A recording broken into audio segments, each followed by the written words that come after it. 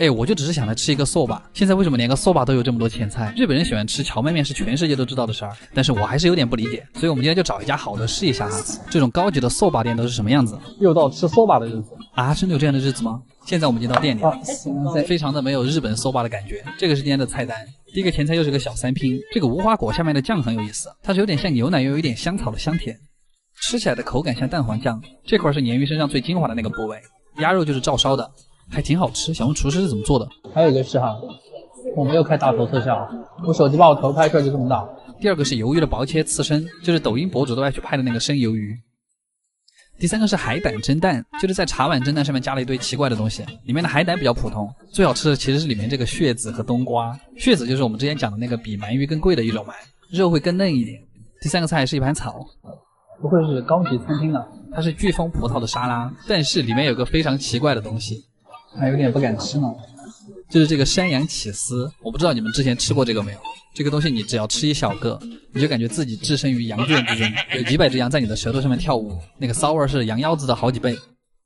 还好我们的下一个主菜非常的厉害，炸鲍鱼配的鲍鱼干酱，就是这个炸鲍鱼的味道超香。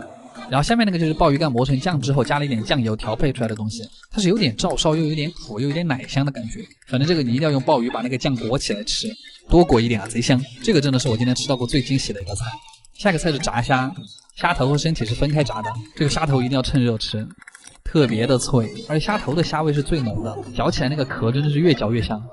最后配上我最爱的青椒，我才反应过来为什么我们的soba还没有上。然后接下来还有主菜，主厨是要把我撑饱了再给我上面吗？这是一个芦笋和牛，就是煎的牛排，非常的胀肚子。但我今天是来吃soba的，没心情吃这些高级玩意儿。不过这个和牛软嫩的程度居然刚刚好，厉害呀师傅！配上一点芦笋，我决定收回刚才的抱怨。吃完最后一口和牛，我们终于到了今天的主菜soba。其实荞麦面的面本身是没什么味道的，它的精华是这一杯蘸料，它里面是柠檬醋、臭橙醋各种醋加在一块儿，然后配上一点酱油生出来的东西。它嗦起来非常的有快感，因为它所有东西都是凉的。我下次要试试soba加可乐是什么感觉。对了，吃到最后你可以把这个白色的汤倒到你的蘸料里面，它那个汤也是很鲜的味道，汤汁才是荞麦面的精华。喝饱了之后再吃一点天妇罗，是不是感觉我说的非常轻松？但实际上肚皮已经鼓出来了。其实我想说，就光吃这个天妇罗就可以吃饱。最后啃一口虾，还有一份精致的甜品，来你们吃。阿吉推荐指数8分。这种传统料理还是不要找那么高级的店，卡玩意儿。你们说为什么人那么喜欢吃异域料理啊？今天我们来猎奇新的异域料理啊，西西里料理。只能说这家店真的太神奇了，我真的有点好奇哈，西西里的人民吃到龙虾小炒肉之后会是什么感觉？哈喽，大家好，我是阿 Z， 又到了吃意大利菜的日子。今天这家店虽然是日本新进的100家名店之一，但我觉得实属有点偏门了。好，废话不多说，我们的第一个前菜是这个鸡肝啫喱面包片，奇葩指数3颗星，怎么还评上级了？旁边那个是橘子味的果冻，说是用来抵消牛肝的腥味，但是并没有用，这个菜依然狂腥。就是把这个肝弄到这个干的面包片上面，然后这样。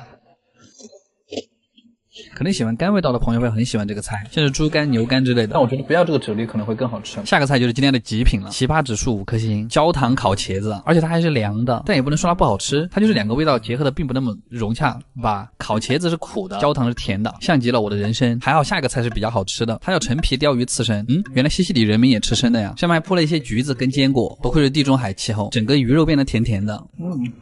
还可以，就是那种夏威夷甜甜的海边。不过它也有一个奇葩的地方，就是它下面铺的那层菜真的狂苦。师傅说拌着一块吃会更好，我就不。然后接下来这个是他们家的人气特色菜，超浓虾头烩饭，就是虾的味道扑面而来。然而它只是一盘饭，师傅说这个是用虾头熬了很久的汤调制成的，还有一点小番茄的味道。奇葩指数2颗星，有点像小时候吃的那个酱油饭。就是很多只虾同时炖出来的那个汤的味道。然后接下来这个是番茄牛肚，用的是牛的第3个胃，虽然我也不知道为什么，可能第3个胃比较厚吧，这个看起来确实比较爽。这个它也是要用这个蘸着吃的，就是浓浓的番茄牛腩味，但是它已经把这个牛味煮得很烂了，吃起来不费力，很过瘾。你看还不是有很正常的菜，配上面包片就是这个样子，你要把汤汁跟那些细小的肉末都加在一块儿。然后这个是他们家的名物之一，土豆炖章鱼，它用的是章鱼脚的根部，特别粗一坨，然后还很有韧劲。上面那层汤汁是鲷鱼煮的浓汤淋上去的，这个才是我今天最期待的。它吃起来还有一种鲷鱼的清香，跟那个土豆的绵密感特别配。然后下一个是紫羊排，又是我最喜欢的紫羊肉。紫羊其实就是未满12个月的小羊，非常的残忍，但它的肉质非常的甜嫩，一点不柴，还很奶。这盘菜在肉的下面铺了一层甜甜的豆子，我发现那个微微的甜味更能衬托出紫羊的香味，这一口肉实在是太大了。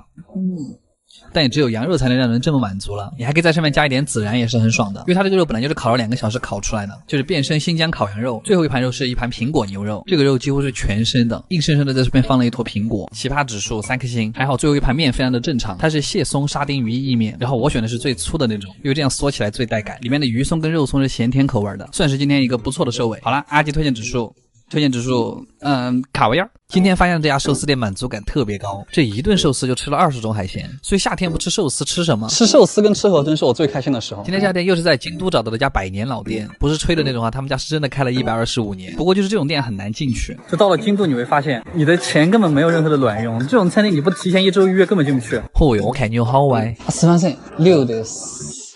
啊。这个就是一碗放寿司的盘子，这位是大将的女儿，旁边那位就是他儿子。然后我突然反应过来个事儿，为什么寿司师傅没有女性啊？而且大将为什么都没有头发？他们年轻的时候应该是有的吧？你看他儿子都有。哎，好了，我废话太多了。第一个就是一个很贵的寿司，比目鱼寿司，它肉质白嫩，脂肪很少，1.7%的脂肪率，所以才是第一个上的寿司。紫苏呀。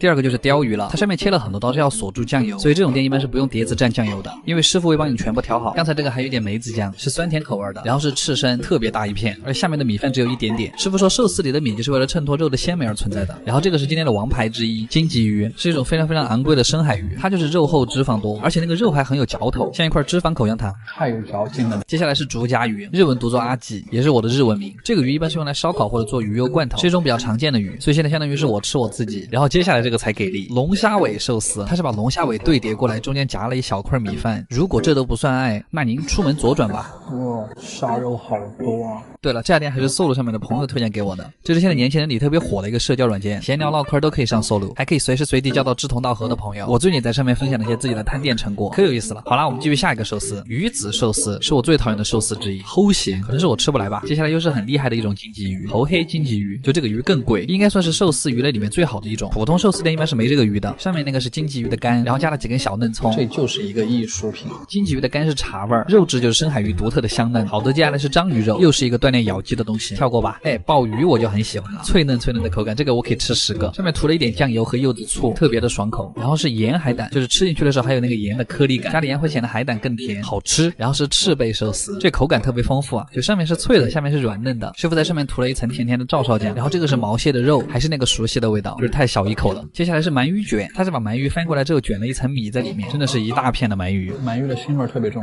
就很香。紧接着就是鳗鱼鸡蛋烧，它是把鳗鱼切碎之后加在鸡蛋里面，这个厚蛋烧特别的 Q 弹。吃完这个就是最后的重磅炸弹，金枪鱼的窝头咯，3个字形容，全是油，特别的过瘾。阿基推荐指数9分，无敌卡哇耶儿。我现在算是明白了，为什么有些法餐很贵，我觉得钱肯定都是花在了设计上面。今天这家店是不是看完菜品之后就有一种想要买单的冲动谁会有这样的冲动啊？好吧，感觉自己逐渐变成了一个精分博主。今天我们来到了京都市探店啊，这个文化底蕴非常深的城市，那自然也要吃一些比较有逼格的餐厅。又到了吃法餐的日子，这家店日网评分3.9，还算比较高，非常的高雅，但是一想到一会儿要做日文听力就非常难过，从来就没有听懂过。好，第一个前菜是这个应该算前菜吧，面包，我们用菠萝包的吃法，切开之后往里面塞黄油。